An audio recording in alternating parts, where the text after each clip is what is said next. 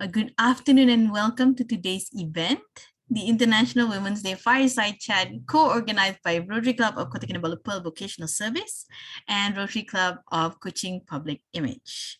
This Fireside Chat is a special extension of the RCKK Pearl Vocational Service Talk and Workshop series that started last year, with the first talk done in November. For this chat, I felt it was a good opportunity to reach out to Mona, who is a professional conference organizer. She does events, and she has a passion for community and the environment. Now, Mona believes that conferences are not just there to bring tourists and create knowledge exchange, but to also facilitate the growth and maturity of the community and its natural ecosystem. So she was definitely the perfect partner for this. Her company is also the organizer of some of the biggest music festivals in Sarawak. Rainforest World Music Festival, Borneo Jazz Festival, Kuching Waterfront Jazz Festival, and Miri Country Music Festival. In between her time designing conferences and music festivals with clients, she goes birding or does woodworking at home. Mona has been in the Rotary Club of Kuching for 4 years and is currently the Public Image Director. Thank you, Adelina, for reading out what I wrote myself. That's right. Yeah, both of us, we're using our club portfolios right now, and well, our vocation for us to organize this fireside chat, and we decided to call it a fireside chat because it's going to be an informal sort of chat, so anyone can jump in, even the audience. You can also, sort of raise your hands if you're going to say something. We want to commemorate the International Women's Day this year by doing something that goes a bit deeper than just having an event and talking, physically. We decided to have a virtual talk, which is now sort of like the trend with Rotary. Everything is on Zoom. Yeah, so Adelina is a creative branding and social media strategist, and she's also a trainer at Passion 8 Creative Space, which she herself co-founded with a talented local artist and illustrator named Ifa Hazira, who goes by the moniker Lukis Tulis. I like that. She has been active in the local creatives community and event space through various projects and collaborations. She's also one of the co-founders and the COO of Womentum, a community-driven social impact company advocating women wellness and being in momentum. Womentum. She's an active Toastmaster, currently serving as Area K2 Director for Toastmasters International District 87. And in Rotary, she's currently part of the district tech team. So she, one of the ladies among the Torrents, I think, in the tech team. RLI team, she's also part of that, as well as the vocational director, vocational service director for the Rotary Club of KK Pearl. So that's Adelina, that she's going to be my partner in crime today. She's co-hosting this. So International Women's Day officially observed on the 8th of March. So we've got various activities and events throughout the month of March, and we decided to have ours here on a Saturday on a weekend, not exactly on the 8th of March, but the whole month is used to celebrate this. And it's a global day celebrating the social, economic, cultural, and political achievements of women in particular. And the day also marks a call to action for accelerating women's equality and also the women movement in general.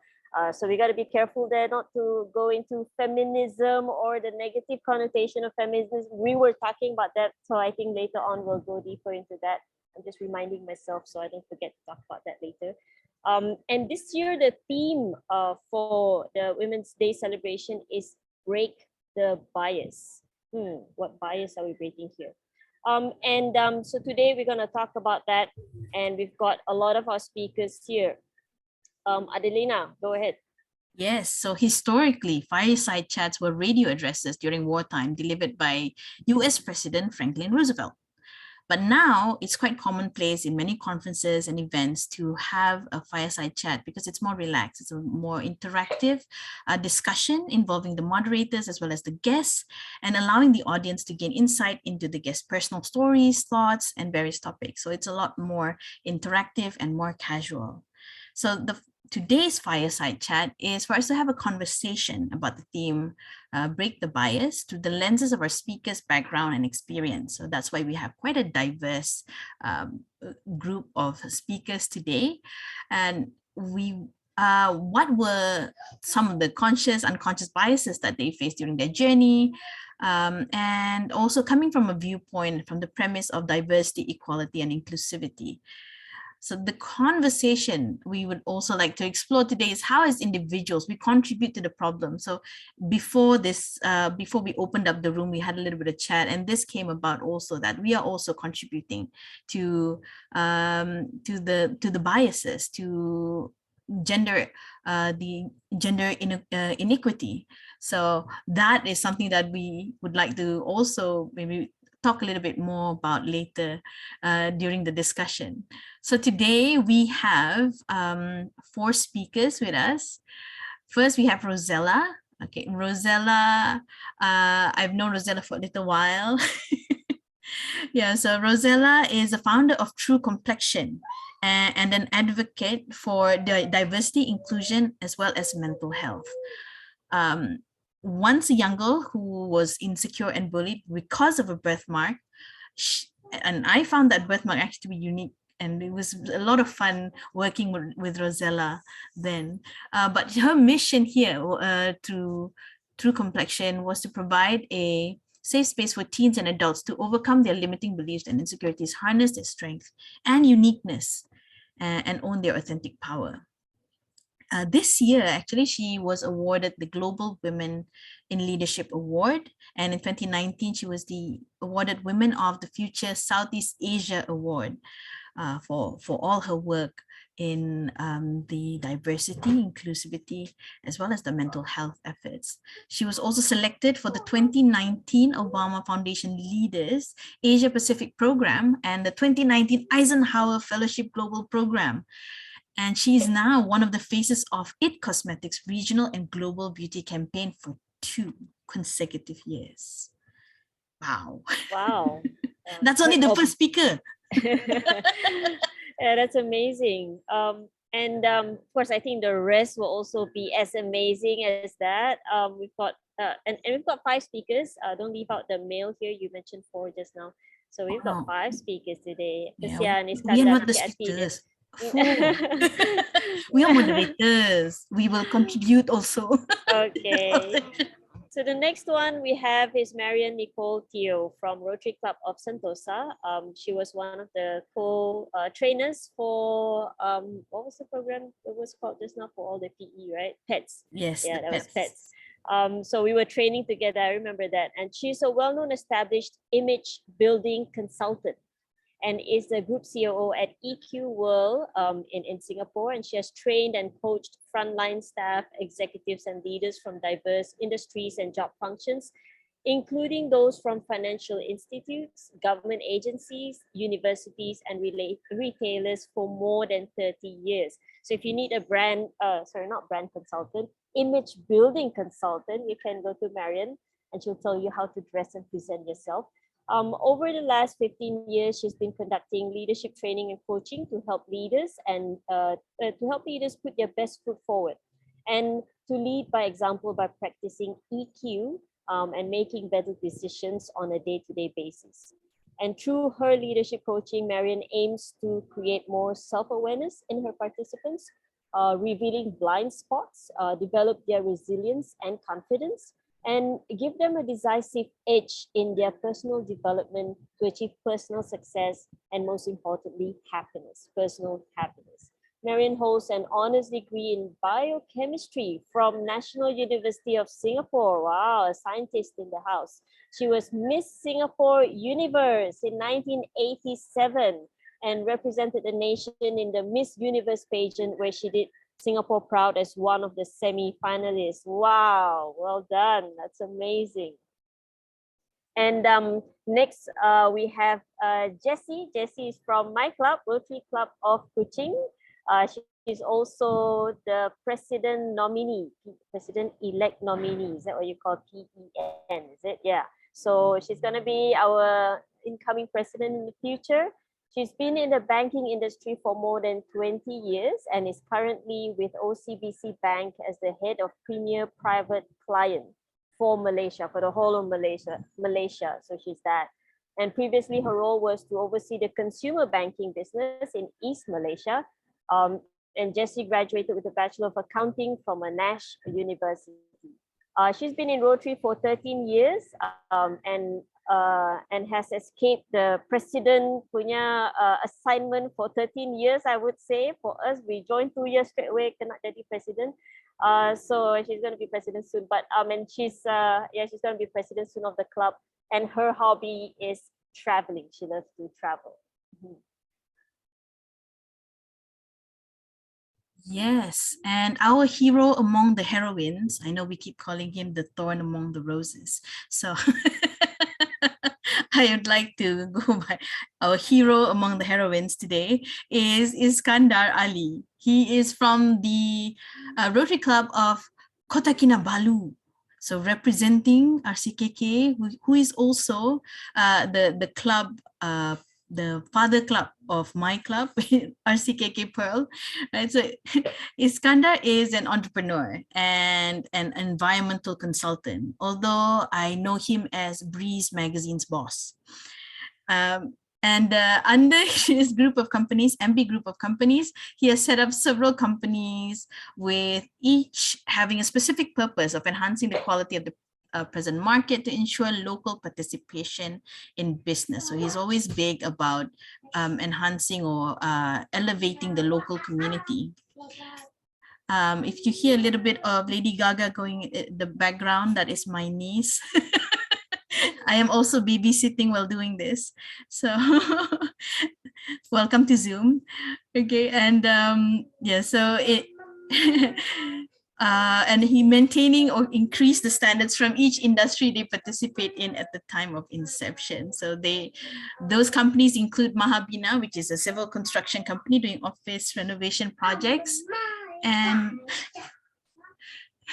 forgive me. And recently, the company expanded its scope to handling international trade with USA and Dubai. Now, there's also MB Managers and Consultants. So this is the company that manages Breeze Magazine.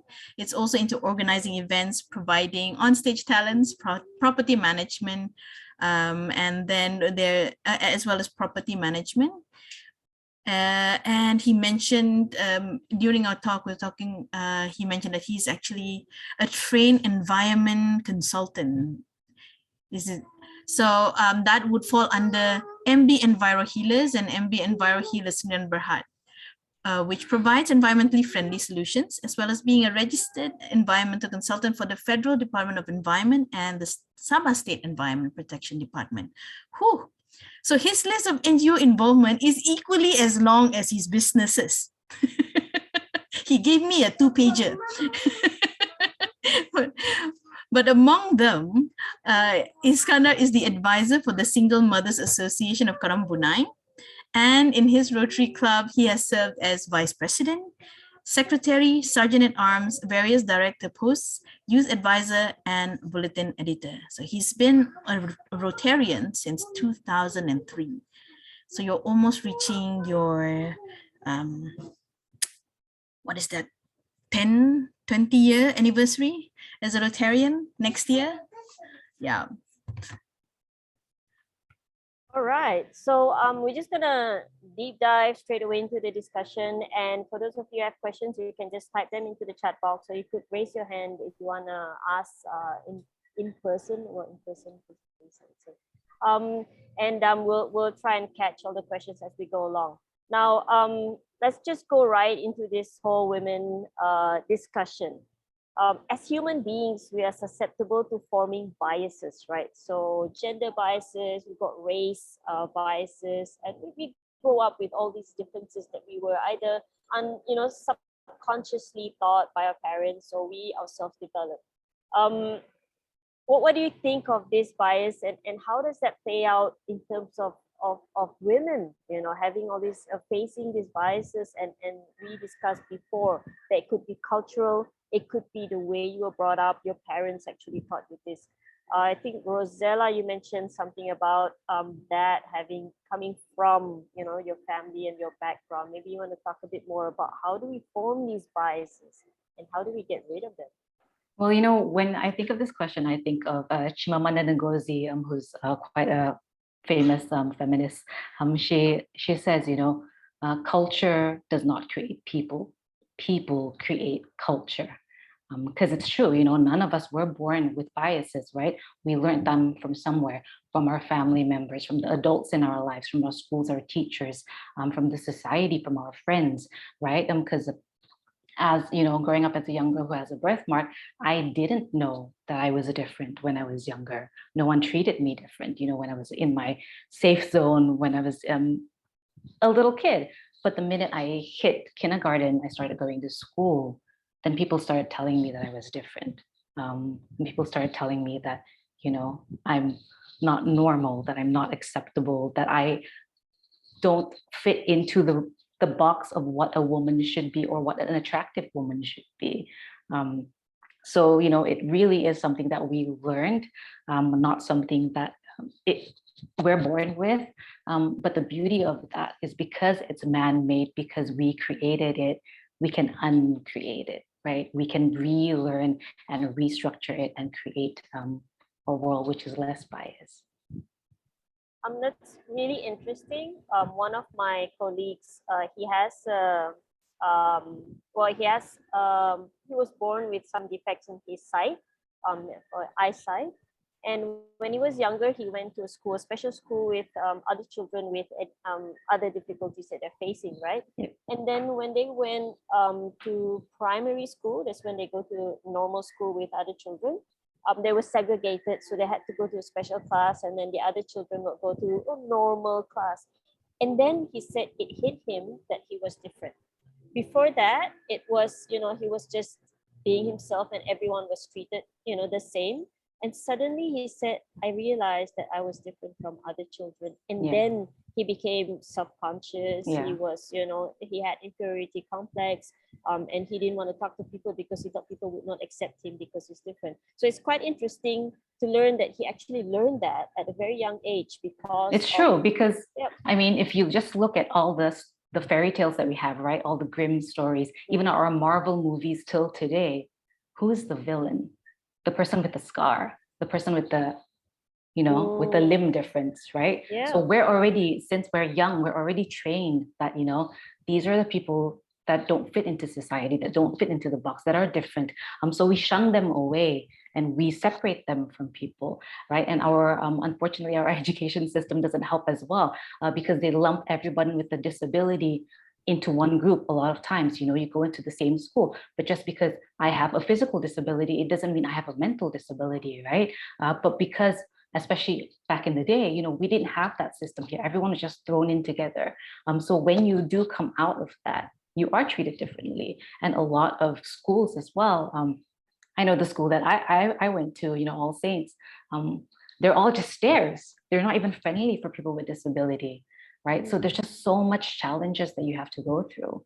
So it's definitely something that we've learned. And in the culture, a lot of times as well, there are a lot of religious, whether religiously or culturally, that we think it's a bad thing, it's a curse. I remember going into a Grab one day and this driver, was asking me, oh, did your mom have a dream about a snake or something, or like fight with a snake or something? Or that's why you have a birthmark on your face, lah. So there's a lot of these beliefs that we have to unpack and change. Wow, that's so rude. Yeah, it's very common. And unsolicited advice is very common. Yeah, some people think that they're just trying to make small talk sometimes, so they seem like they care, so they want to ask you about it, but they don't realize that it's actually quite hurtful. Most of the time, and like asking people, oh, when are you gonna have a baby? When are you gonna get married? And then so I think it's pretty much the same. Yeah. And Marion, I think what do you think about this? Oh, sorry. Yeah, sorry. I think it's also like intentions. The intention may be good in the sense that they're just asking to make small talk, like you mentioned, but at the same time, the question of sensitivity towards the person may be, because of the intention. Okay, let me make small talk. Then people tend to forget about, oh, maybe they get asked that question a lot, or maybe that's something that's sensitive to them. Yeah, and the language that we use also, I feel like we don't have that language of empathy. A lot of us don't have it. So, you know, I always get into an elevator and someone kind of muka kau merah, you know, it's like asking in a very rude manner. But that's, I mean, I've grown up with that my entire life. Yeah. What do you think of this whole thing, Marion? I think you mentioned as well, you know, how, you know, growing up, we're sort of conditioned to this as well. Yeah, definitely. Well, first thing I'd like to say is thanks, Adelina and Mona, for having me on board with this panel. All right, great to meet everyone here. Yeah, I think this is something that when we're growing up, you know, what our parents say to us, what our teachers say to us definitely makes a big impact. But, you know, many times it's not that our parents wanted to teach us these biases, it's what they grew up with. And at that point, maybe they didn't know better. You know, like, for example, maybe my father saying to me, you're a girl, you know, you shouldn't be out there in the playground picking fights with the boys because girls don't do that. All right. Or if I got angry about something, well, you're a girl, you know, girls are not going to be nice if they get angry all the time. You should just smile and just do whatever everybody expects you to do. So I don't think my dad ever had an evil intention there. It's just that that's probably the way he was conditioned. But knowing for myself that as a parent, that was something that I definitely wanted to break and to ensure that that would not happen when I eventually became a mother myself, right? And even when I think about it, you know, just growing up, there were many times that I would say, I wish I was born a boy. I wish I wasn't born a girl because it seems to be so limiting that I can't do so many things. Because I was so tomboyish, you know, I had Ultraman for toys growing up. And people said to me, something's wrong with you. You're supposed to have Barbie dolls and teddy bears, right? And wear pink and yellow and whatever other silly color that I didn't want to wear, right? And it was just so funny because then I'd say to Dad, why was I punished and made a girl? But of course, over time, that definitely changed. And I realized that there's nothing wrong with being a girl, you know, definitely not. So I think it's something that as parents, we just need to be aware of what we say to our kids. An example I think I shared earlier was even, you know, at home, like I've got two sons, they're in their late 20s, but it used to be something that drove me crazy when they were younger, where my mother-in-law would say things to me like, Marion, you shouldn't be letting the boys help you in the kitchen. You as a woman should be doing it. That's woman's work. And I said, no, there's no such thing. All right. So it's little things like this that I think we just need to remember that we have to just watch the way our own biases come up and how we might be influencing the loved ones of the next generation if we want to see change. Yeah. Yeah. And we always hear, you know, if you're young girls, you need to learn how to cook, otherwise you won't find a man, you won't get married. You won't get married. Yes. That would be me. And I always tell my mother last time, it's okay, just tell him, preempt him, I cannot cook. So and we'll find someone who will accept that, you know. Exactly. Yeah, that's so cute. Yeah. Yeah, but there's a lot of that, don't pick fights. But I think for me, I didn't get that conditioning because of conditioning about the fighting, not that it is encouraged to fight. But there's no gender put to it because what I guess what my mother instilled was more, you know, fight for the things that you believe in, fight for your rights, fight for the things that are important to you. So you can fight just with purpose. Yeah. Yeah, I mean, times definitely have changed, and you can definitely see with the newer generations, there is a lot more awareness there. And as I said in the start, you know, it's not that our parents, they didn't know better at that point. And, you know, it's coming from a good intention. They just want the best for us. They want us to be able to fit into society. They want us to have a good, happy life, right? And so they teach us things that they were probably taught when they were much younger. So, you know, it's us now with the awareness, what kind of changes are we making working, right? Because it's not enough for us to just, go and complain and say, it's not fair and people are not treating us equally, or, we should be this, we should be that, but yet we're not modeling it ourselves, or we're not imparting that knowledge to those who we are responsible for. And Jessie, you mentioned earlier that you've had some, as a working mother and wife, you've had some experiences with some of these biases. Maybe you want to share with us what were those experiences? Thanks, Mona. Good afternoon, everyone. Hi. Okay, I think that bias is, if you ask me, is all about differences. Yeah, definitely it comes from family, it comes from education, it comes from religion. It's actually basically everything, and it's even financial. Just sharing a little bit of biasness when, the experience of being biased, yeah, from family members especially. Yeah, I come from a humble family background. So at that time, everybody, all my friends were being sent overseas for education. Yeah, I think that at that time, my family did not have enough money to send me overseas.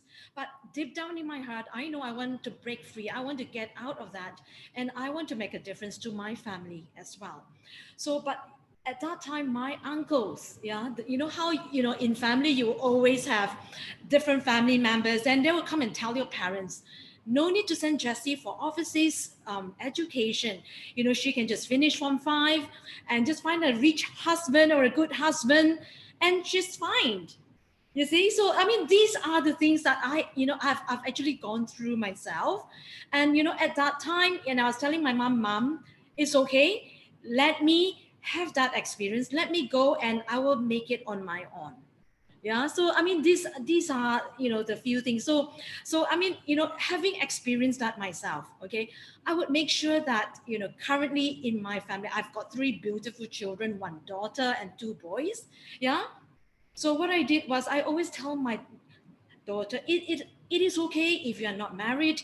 It is okay if you want to do anything you want, just whatever it is, just as long as you are happy. Yeah, and for my 2 boys, same thing. I make sure that they learn how to cook. I make sure that they know how to do their laundry. I make sure that they just make sure that they do everything that a woman can do as well. Hello. Yeah. Okay. We can hear you, Jessie. Don't worry. Sorry, because the screen just went blank just now. Oh no.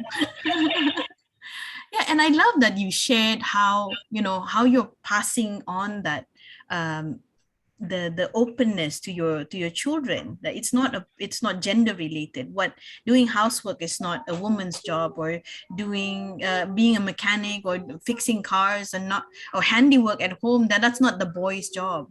And I think it begins there, where we slowly break that cycle of, oh no, stereotyping, this is for guys, this is for women or ladies and young girls, right? So I think that's really important, and I love that you shared that, because it's we don't want also or rather I've observed a lot of men who feel that, oh, ironing, you woman, iron my clothes, but rather, why not do it yourself? So even for me personally, in my house, I make sure that everything is ready, because I live with my brothers, so they're all boys. I'm not going to do all the work for them now. So we've got, make sure that, okay, ironing is there. You've got a steam generator iron. I mean, yes, this is a bit more privileged, but you get a steam generator iron, you will never burn your clothes.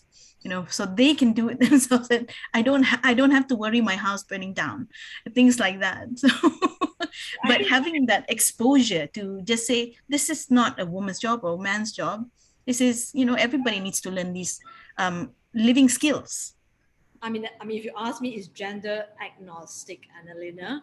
Yeah, I mean, to me, it starts from education. It also has to start from leadership by example. I think in the family itself, my husband takes good care of the family, as in, like, she can change. I mean, even when the kids were young, okay, change diapers. He does everything that I do as well.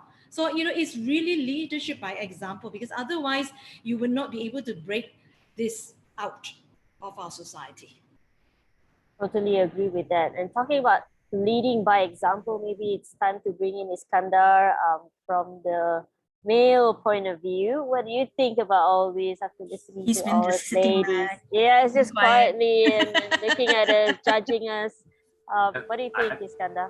I've learned to sit back and listen to women around me. Tulips laughing about that. Look, and like we do discussing just now before we opened up to the whole group. I personally feel that there are certain things that we need to acknowledge, like cultural biases, gender biases. As a scientist myself, okay, this is my professional training as a scientist. You cannot dispute that men and women are different. Okay, that's just the basics right there. We talked about childbirth, things like that. Physical strength, you can argue, oh, this woman is stronger than that guy, she goes to the gym more than him, she can bench press more than him. Okay, fine. That is, you want to talk about equality there. But biologically, men and women are not the same. Okay, we were not groomed the same way. I have a unique perspective of being raised from the time I was 8 by a single mother. So everything that we did was based on how do you want the same treatment to happen to your sister or to me as your mother. You talk about laundry. I've been doing laundry since I was 16, 17 in high school, and I've been married for many years now, and my wife does not do my laundry at all. Okay. In fact, Adele was laughing just now, talking about not getting married because she can't cook. I'll tell you, I married my wife. She could barely even make Maggie when we first got married. Okay. Because my wife was a corporate woman. She was working in the tourism industry. She was working in the shopping mall industry. And she was all about getting up in the morning, having a cup of coffee, a quick breakfast, running to work 10, 12 hours a day, and then come home and buy your food outside and eat it and rest, and then you have to start the next day. So that was when she started. But now, being married with 3 kids, my wife is an excellent cook, and she developed that on her own. No pressure for me as the husband or as the male in the relationship. But I really think that we cannot discount the differences between men and women. And I think, and I mentioned this just now, and I'm probably going to get a lot of comments or arrows or glaring looks here, but I don't think women should fight for equality with their male counterparts. You should fight to do what you want to do. Mona, you can do a multi-million-dollar event, lobby for it, show your ability. Don't go in like now we see this trend in government, and Tulip knows, Dr. Susanna knows, you've seen this. I'm not naming any names, but in Sabah itself, we have seen a lot of women rise into positions of authority simply based on a quota. We need more women, and so put them in. Not looking at whether the woman is capable or not. I'm not saying the women should not be given the opportunity, but I think the women should be given the proper skill set. If they need to go for a master's or a PhD or whatever before they take the post, and I think that's where government or NGOs, for that matter, should come in, train, help these people, open up their mindset, give them an international perspective, and then be ready for the job. Not simply because they're a female. And this is what we're doing now. I think, in a sense, we're overcompensating. Of course, disclaimer: this is my personal opinion. I agree with that, because I think that's the part where we kind of overestimate that a bit. And I think just filling in a quota, even the like the race quota, that actually hurts the cause that we're fighting for even more than actually helping women. But just because of the quota of you must have 2 women GMs, and you put them there, but they're not equipped for that, and then they say, you see lah, food ladies, you see how they decide, oh, very lousy. So it hurts it even more by putting quotas there instead of working through merit. I think quota, yes, it is a fine balance, I would say. You have the quota there, but you also must make sure that people can fit into that role, like you said, giving them proper training and prepping them for it, instead of just putting it there just for the quota. And I would say maybe the Sabah government, this is just from my personal experience, Sabah government maybe 20 years or 30 years ago were much better at preparing future leaders within the government organization. You know, you like my mother, she went to get a bachelor's degree because she knew she could not support 3 children as a chief clerk working for the government. Now, when she went and got her bachelor's degree and came back, the government says, we can't give you a promotion in the age of 30. My mother was widowed at age 31, actually. So, you know, they sit there and she came back with a bachelor's degree and they said, we can't give you a better post because we have people 10 years younger than you with a bachelor's degree. So if you want to get a promotion, you need to go back and do your master's. And so she went back and got her master's degree and then came back and then worked her way through the civil service, you know. It's the quotas should be there as a guide, not so much as a, oh, we need 2 women to fill the post. Let's find this woman, put her in there. And this is something that we also discussed just now when it was just the presenters, is you have women who are now in a position because of a quota, and then will start doing substandard decision making because they're afraid to lose that post that they feel they've waited their whole life for. And they finally got the post, and now all of a sudden, if I don't make the right decision, I'm going to lose this. So I better keep quiet. And like I said also earlier, be as worse than the male counterpart. Don't make any decisions. Wait for board of directors or, you know, board members or ministers or whatever to give me the green light before I make that right decision, or make the wrong decision and be able to back it up. If you don't mind me adding, Tulip is one person that, you know, we worked together for so long. I mean, with all, I say this in the most positive way, Tulip has rubbed so many people wrong over the years in her career. But I tell you what, that's what made me want to work with her, because she made the tough decisions when it had to be made. And then 2-3 years or 2 months, 6 months, whatever later, they go, oh, wow, Tulip made the right decision. You know, and this was a while back when she was in the hotel industry, when I think Tulip, you even felt even more pressure to make the right decision as a woman leader, you know. And you know, now we're losing that. I think that is something that in terms of this International Women's Day forum here that we're talking about, is women need to stop lowering your expectations to be equal to a male, excel at what you're doing. And then we need to make sure that we create a safe environment for these ladies who are excelling to be recognized and continue to excel, and lay the groundwork for younger women coming up who, as examples, what can I do? You know what I mean? Yeah, but I don't think it's actually women lowering their expectation to be equal. It's because we've been oppressed for so long that we have to fight extra hard for that position with our male counterparts. A lot of companies, they don't recognize women. And sometimes the quota has to be there, because if there's no quota, women get overlooked completely. So it is important in a lot of sense, but yes, we need to provide them training. But the problem is, a lot of times we also don't teach this to women, you know, young girls. We don't teach them to be ambitious. We don't teach them to be masculine. We don't teach them to want power, to seek power, because that's very things that men do. It's not nice for girls to do like this, right? So we have to train women from a younger age to have that assertiveness, you know, to own their voice, to own their power, and not be ashamed of it, and not be afraid to speak up and say what they really mean and make decisions, right? Because a lot of times we're not brought up with that. So when we're in that position, we don't know how to handle it. So we have to go all the way back and reverse it and start, break down the whole wall, build it up again. I agree, Rozella. And my comment, what I meant about comparing to men, is that I've seen women, and I'm giving examples of people I do business with, especially government agencies. They will make a decision of what a similar counterpart, you know, a director in another department or head of unit in another one, whether what decision they would make. And then I match that decision. This is what I mean. You know, I mean lowering, because the men that's probably maybe don't have the intellectual ability or don't have the skill set. You know, there's so many things that come to play. It's not just a gender thing. So I think, you have to actually, there's so many layers. That's, I think, nothing to do with gender.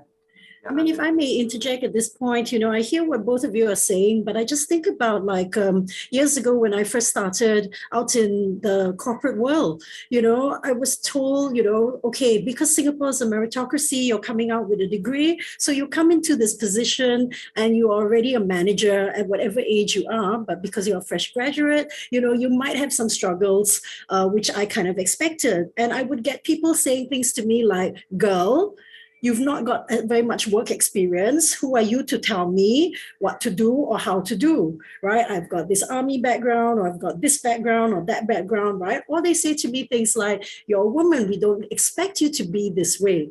But I know my personality, and I've always been pretty outspoken. I've always been very assertive. And when I make a decision, I don't always go to my feelings first. I think about what's most logical, what's most rational, right? Because of my science background. All right, but over the years, people started to accuse me of being a bee. All right. And of course, I was a bossy person, if I can change the word, which you were all expecting something else. All right. But definitely, these were the kind of words that I had to deal with initially in the corporate world.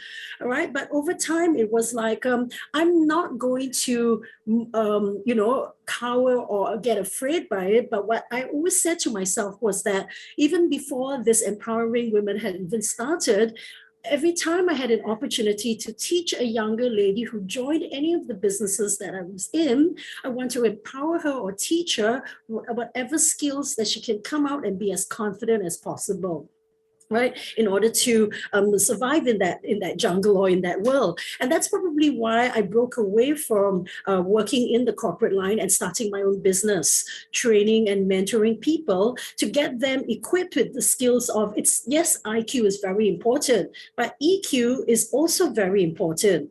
And I must say that initially, when I started to bring and talk to people, the corporates, about let's do some EQ training, they would look at me and they'll say, is that even important? Why do we want to talk about emotions? Why do we need to focus on relationship? At the end of the day, it's about bottom line.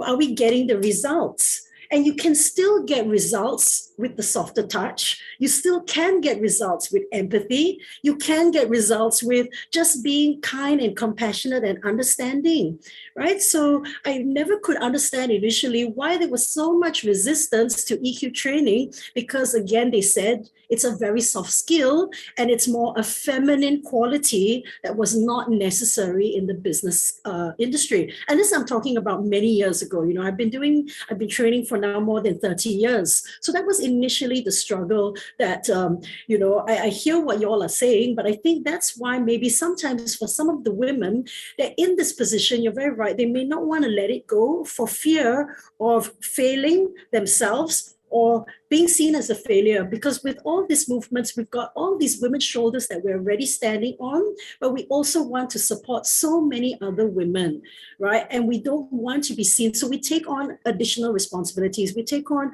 more and more, and we want to do more and more, right? And then when it comes to a point of, I don't want to be seen by other women that I have failed. I've been given this opportunity. I don't want to be seen as I've failed. And I think that's a big fear that a lot of women do share with me when we do coaching or when we do leadership programs. And that becomes counterproductive, Marion, for the ladies. Yeah, it does. It does. Yeah. Yeah, no, I just wanted to add that some people feel like they need to measure up because of all these years of this bias they see for women, and talking about acting worse than men in as a leader. I feel sometimes that they feel like they have to, because they feel like they have to imitate how men work, and you're not a male, so you can't be a man. And so that's why you do it badly. You try to be gruff or you try to be rough, but you're not. So it looks really fake and it looks really bad on you. And that's why you're labeled as aggressive or bossy, or because it looks like you're just trying to do it forcefully. And I've got that before. And I personally, I'm guilty of that. I felt like I had to be, like really firm and garang and, like just to make my presence felt, especially in meetings. Just to be heard, right? Yeah, just to be heard. And usually government meetings or with clients, they're all, like older men. So you feel like you also have to kind of act like an older male, in that sense, and so you try to fit in, and I think that's where that's where it's wrong. We are different, like what Iskandar said. We shouldn't try to be the same. Yeah. And so sometimes we fail ourselves by that. Yeah. And if I may, when I think I understand where Iskandar is coming from, where he sees, oh, but women, you're already great. Why do you want to be equal to men? But I think also from Rozella's point of view is more towards, it's not that we want to compete and we want to be equal in that sense with men. It's more of, let this be a level playing field. Yeah. We want equal opportunities. Yes. Yeah. If I want to be a mechanic, so be it. Don't tell me because I'm not a man, I cannot be a mechanic or an engineer, all these things. So that's more of where I feel, that's my personal belief on when we say we want women equality, we want that women equity is not to be compared like apple to apple. It's more, we need to have a presence. To have a presence in these platforms, to have a presence in all these different levels. Doesn't matter if it's at the top, in the middle, at the bottom, just to be able to. If a woman wants to be a plumber, so be it. Or a woman, the same way how there are more men chefs than there are women chefs, even though society says that women are the one who are supposed to cook.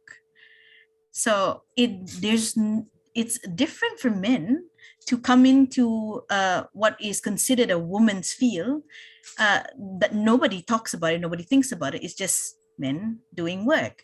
But whereas when it's women, we always find that, oh, this woman is pioneering in a male-dominated field. So it's just, I think, leveling that playing field and being, instead of like how we refer to women leaders, we don't say men leaders. We just say leaders when it's men, but we say women leaders when it's women, right? So to Who created that phrase? Who created that phrase, women leaders? We don't know. No, you don't have men going around talking about women leaders, okay? Let's say men are looking at things from a gender pay.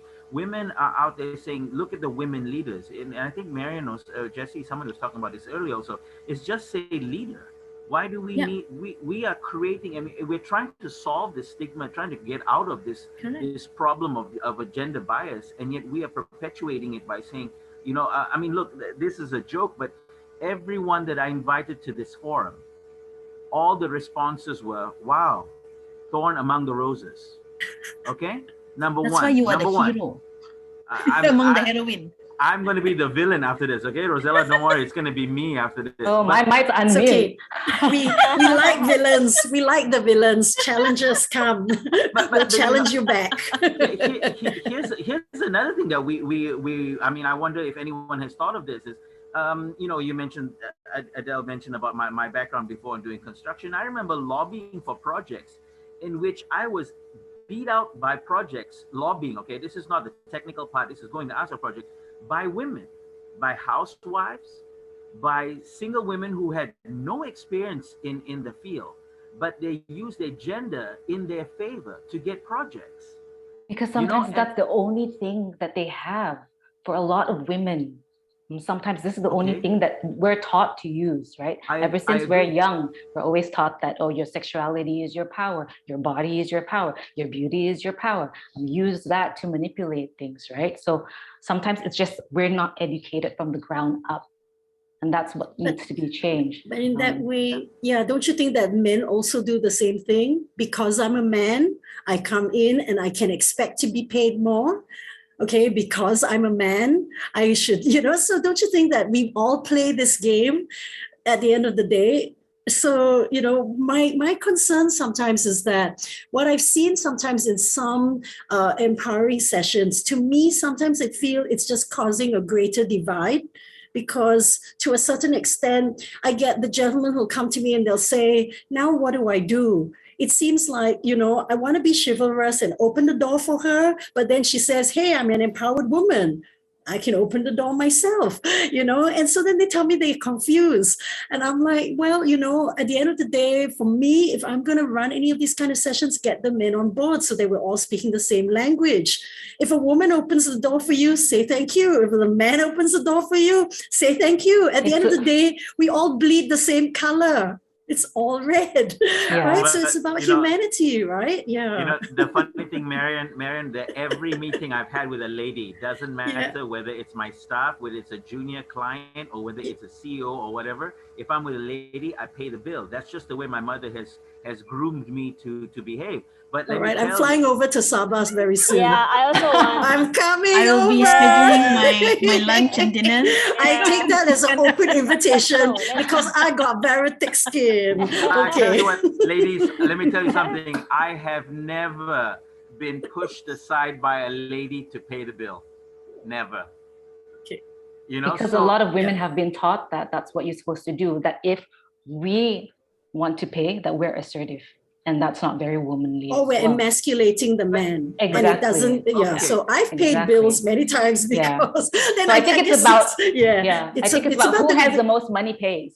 No, I think it's about the appropriate. I mean, if it's a business, if we're entertaining, if I'm the hostess or the host, why not? Okay, or so for me, if not, it's like we can just talk about it from the start. Shall we go Dutch? All right. If they say no, it's my treat. Okay, next time it's my treat, and that kind of thing. So I like to have that, but again, you're right. There are some men who say, Marion, don't do that to me because it makes me feel uncomfortable. Well, so Marion, then, the thing I'm getting at, Marion, on this issue is, what is wrong if I pay the bill? As a man, if you're okay with it, it's okay. That's my point. Nothing wrong with but it. But if I offer to pay because I feel like I want to pay this time, can the guy also say it's okay, you can pay? So that this is what I'm sometimes asking, right? So that's what I think we're looking at in terms of the so-called equality that we want, or the opportunity, so that if we want to be treated a certain way, then can it go both ways? And would you all be comfortable without a guy saying to me, what you're doing to me is going to emasculate me or make me look like I don't look like a man? What does that mean? Then I'm, if it's a date, you look like a man, you are a man. So it's okay, right? Right. They won't be confused. I'm confused. So, but I've been told for a beauty queen and all that background, I've been told, Marion, I think your soul is male. And I'm like, what the hell does that mean? But okay, whatever. I want to hear from Jessie. Yeah, I was just gonna ask Jessie. You said you don't experience much of these biases at work. But and how does that go? I mean, in the corporate world, especially in the banking world, I know it's very, very competitive. So how has it been for you then? Okay, I think that I have been in this line for the last 30 years. Okay, and of course, being in this organization in OCBC, I've been there for 20 years, and I've never been compelled to because I don't have a choice and I have to work in this organization, and so I chose to be here. And in my past 20 years with this organization, to be frank, I've never felt that there's any gender bias. Okay, but of course it's highly competitive. Assuming if you do well, assuming if you are good, you are promoted. If you're not good, I'm sorry, be it. Whether you are a male or you're a female, you are just not promoted. Just to share a little bit, my immediate boss is a woman, and her immediate boss, or even the group CEO, okay, I think that she was appointed last year. Of course, it was publicly advertised that is the first women, okay, to be the group CEO of OCBC. Yeah, she's a woman as well, helming such a large corporation.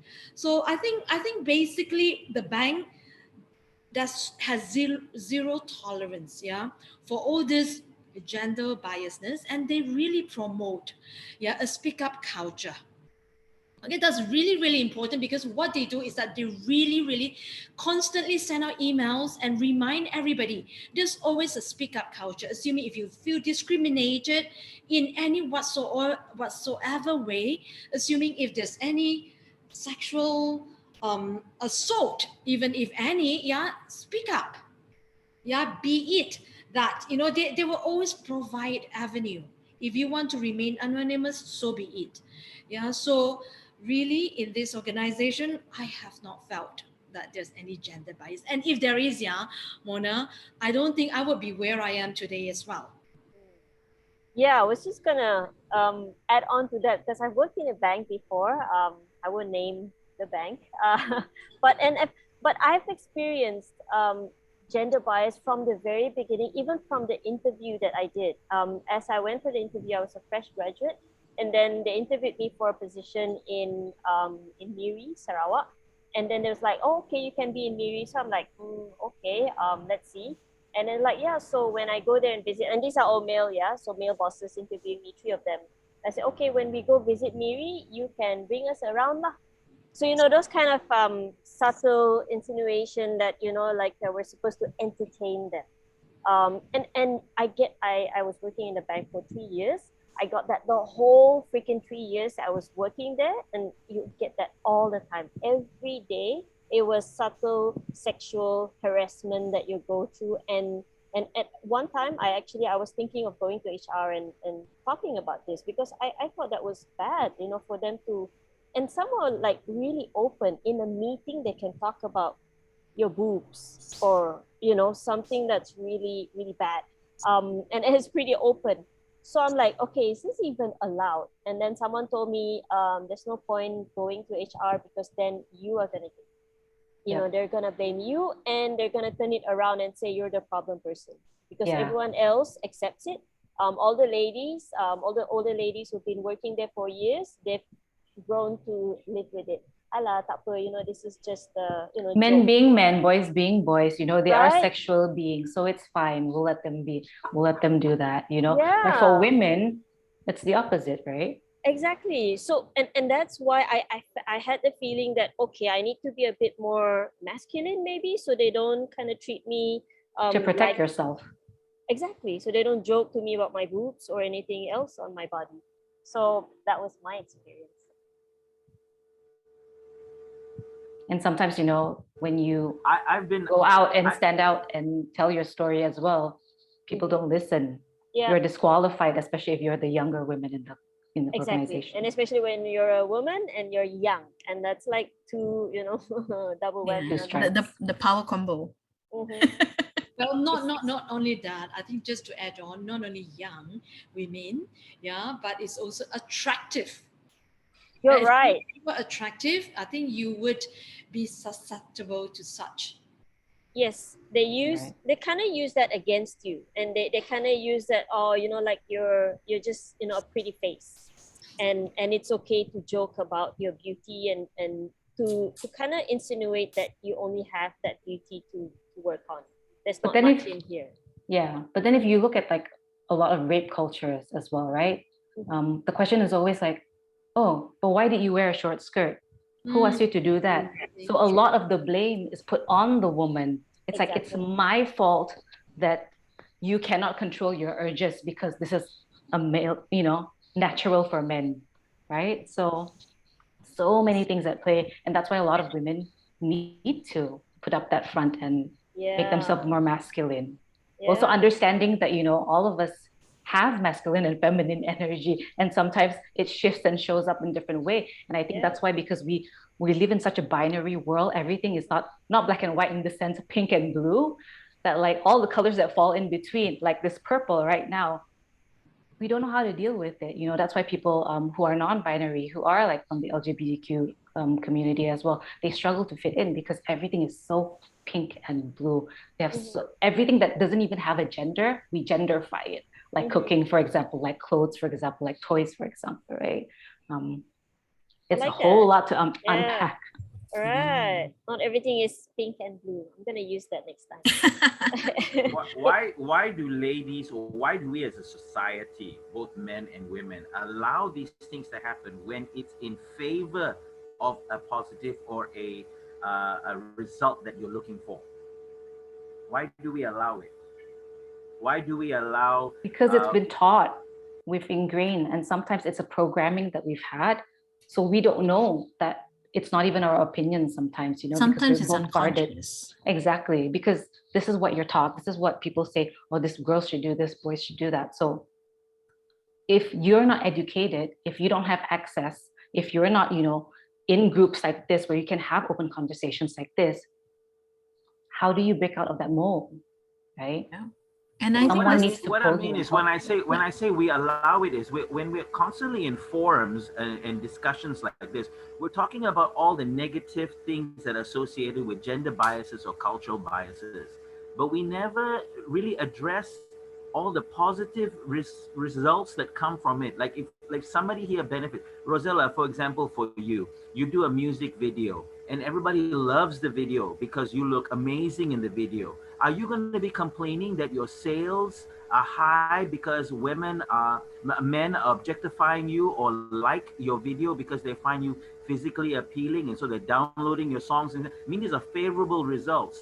Are we now going to say that because of culturally we're built that way, that that's why it's happening, and you know, oops, you know, I've increased my sales? Or like the example I gave just now, I'm competing, lobbying for a project with a minister, and the housewife, the lady who's sitting there, gets the job, and I get a KID. We'll look at it, we'll talk about it later, we're not sure, let us investigate. Oh, Iskandar, go do your due diligence to see if you get the project. But the lady who comes in gets the job with a snap of a thumb, with a stroke of a pen.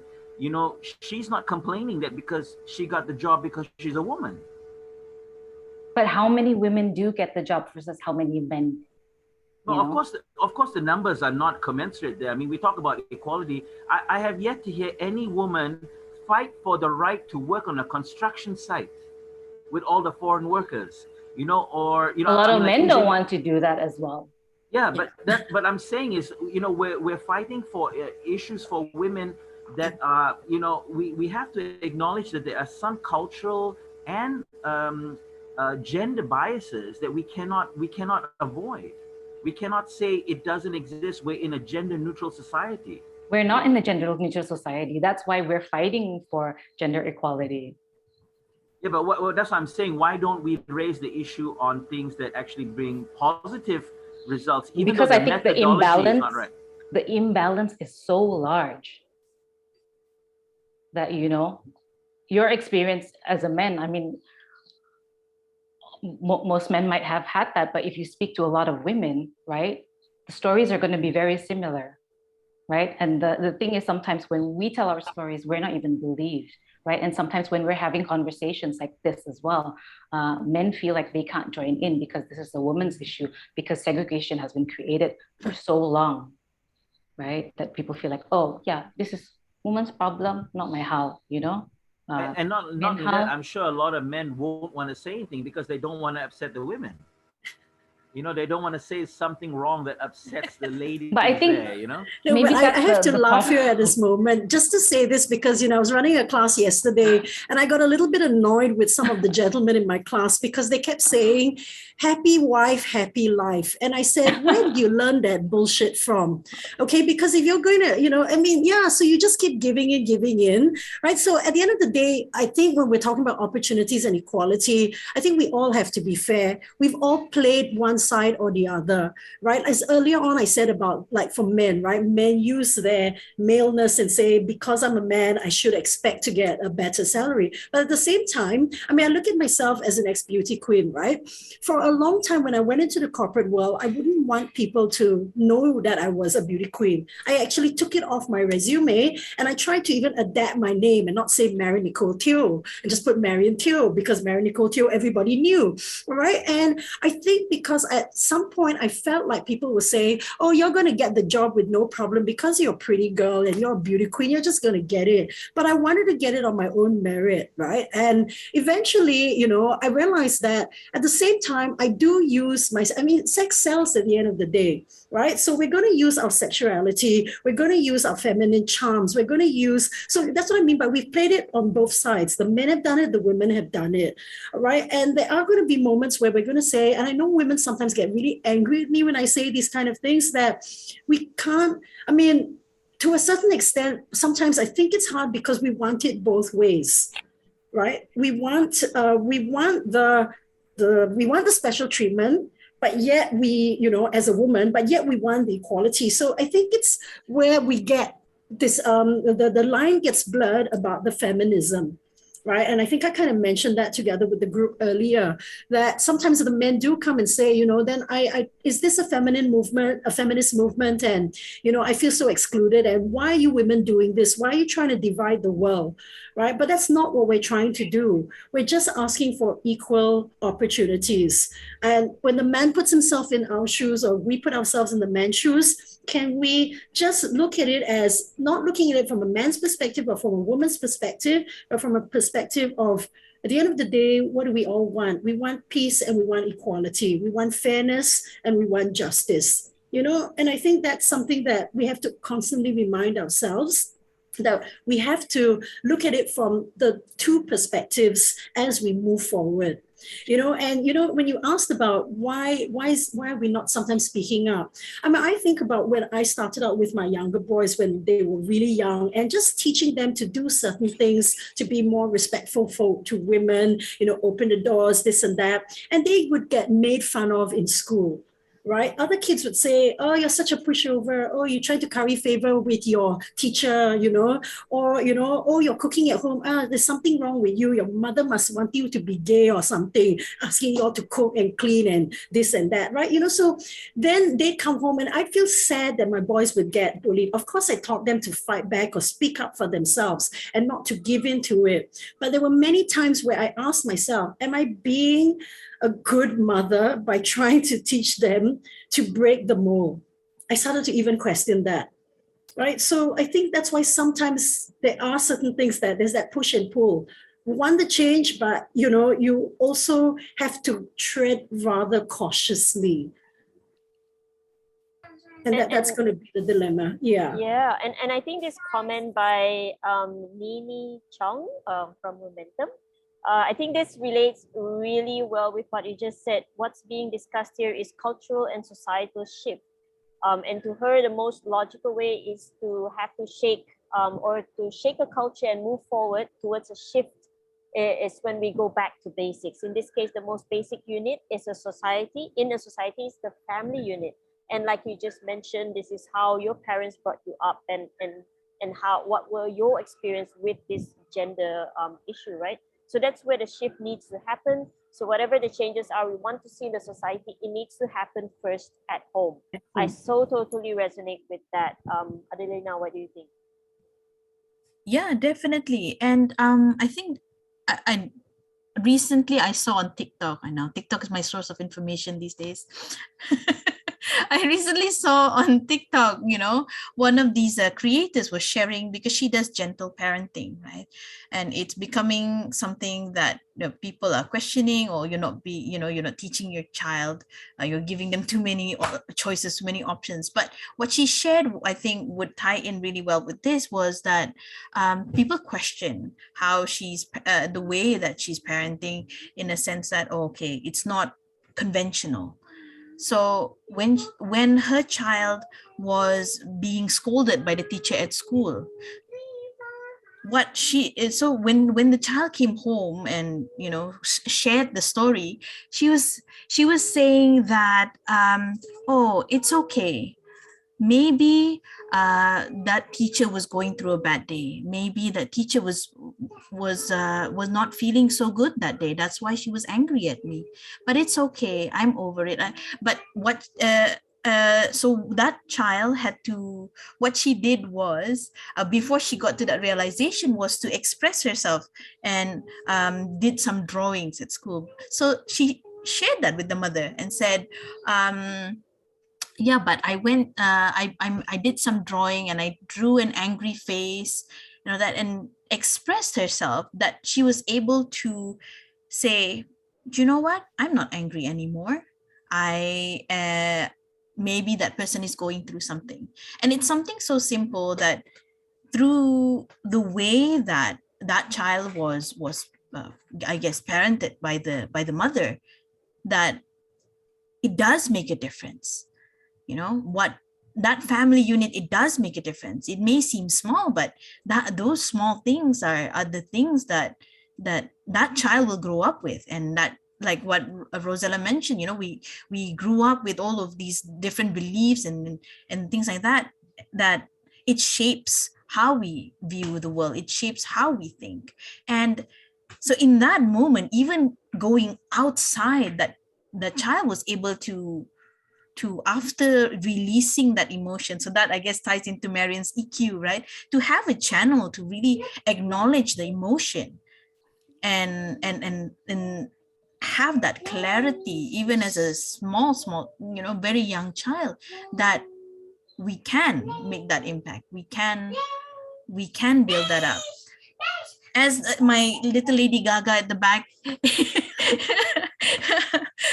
does, also giving her that opportunity to express herself, to share and say, what are you feeling? Why do you feel like that? Do you want to do this? Why do you want to do this? And that nurturing process, or that environment that we create, is something that they can bring outside. So I think, that starting from the basic family unit is probably a good way forward for us. So it may seem small, but it's just my family. But if we look at the hierarchy as well, you know, the more we do it, the more the more it will impact. And it may not happen now, but 30 years, 50 years, generationally, as more of us become aware and more of us fight the good fight, it is going to change. And as for what Iskandar was mentioning just now about, you know, having that fight, it's not, like I mentioned, it's leveling that playing field. Let's not fight because of gender, but let's just fight because, okay, I deserve that. Let's play fair. You know, that's basically my simplistic take on on such a deep deep topic. Yeah, and I think we could go on and on for the whole day. What's that? Anyway, I think we could go on and on the whole day, but we have to cut this here before we start losing eyeballs. And maybe we can continue this on another session of Fireside Chat next time. And I think we don't have a question from the audience. I guess they're either too scared of asking. Or maybe we can open for a little bit. Yeah. So if anyone has a question, you can do so. But if no, we can proceed to just fellowship and just enjoy it. But before that, I'd like to thank all the speakers for being with us today. I know you guys are busy ladies and men, and you guys took the time to do this with us. And I like we actually didn't even go through your background and what you guys were supposed to be talking about, but I think the conversation was so intense, and I think that was much better than talking about our backgrounds, right? So thank you so much, Rozella, Marion, Jessie, Iskandar, our hero here today. Thank you so much for being with us, and let's continue to fellowship if you guys have the time. If not, then see you guys next time. Thanks, Adelina. No problem. But I really enjoyed today's conversation. I hope everyone who is present here also enjoyed the conversation. I think our speakers already had their fire started even before we opened. We started way before this. And the conversation just became like totally different from what we wanted to do, right? We covered a few things. Yes. And I censored a few things. I remembered. Yes. Took note. Yeah, I have to leave now because I have an event to run. And you guys just proceed with that. I think we should close the room, or you guys want to proceed? Are you going to take a photograph? Yes, we should take a photo right. first. The good photo. Yes. Okay. If I may ask everyone who is able to switch on their videos so we can take a photo. Okay, and please do not write anything in the chat. I don't want to cover anyone's faces. All right. Lady Gaga, very active at the background there. Oh yes, Gaga is very active. She's preparing for a concert. Okay, 1, 2, 3. Look into the camera, not the screen. All right, we have that photo. Okay, so that's it for the day. Thank you so much. Yes, thank you so much, everyone, for Bye. coming. And thank you to the for having speakers for us. saying Thank you yes. so much. Yeah. Yes. Thanks. Yeah. Bye. Bye. Bye, Mona. Have a good Bye. event. Yeah. Bye. See Thank you. you. Thanks. I want to thank the 4 or 5 guys that joined me in the room, so I Yes. didn't feel outnumbered. Thank you guys. Thank you. Hey, Iskandar, I think you are the hero of the day. You know, Yeah, you are man. you are Yeah. being slaughtered Represent. by all the heroines here. I think you did a great job. Thank you. Iskandar had Thank you, guts. guys. Yeah, to go Thank up you. against Thank you. I us. enjoyed it. I enjoyed it so much. I love this Yeah. kind of conversation. Yeah, it was I great. hope we can do more. You know, this can just be a regular chat, because I think it's good to let everybody just kind of think about certain things. You know, so it doesn't have to be like a proper forum like this, but just if we can get together on a regular basis and just And just share chat ideas, about it. share opinion. Yeah. Yeah, this is great. having This is conversations. great. Yep. Yeah. Alrighty. Thank you so much. See you Thank you. guys. Bye. Thank you. Thanks, everyone. Thank you so Thanks. much, everyone. Bye.